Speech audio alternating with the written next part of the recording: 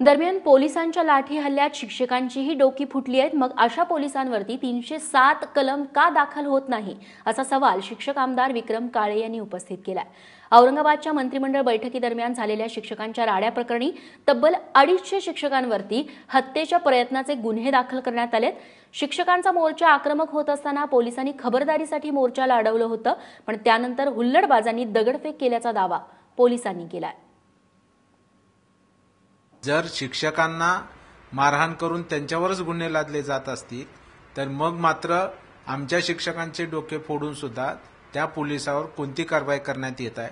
मग पोलिसांचे डोके फुटले म्हणून शिक्षकावर गुन्हे, तर शिक्षकांचे डोके फुटले म्हणून पोलिसावर मग कोणती कारवाई होणार आहे, हा सवाल मी या निमित्तानं राज्याच्या गृहमंत्र्यांना या ठिकाणी विचारू इच्छितो। मग शिक्षकांना वेगळा न्याय आणि पोलिसांना वेगळा न्याय हे सरकार का देत आहे याची सुद्धा चौकशी त्या ठिकाणी झाली पाहिजे।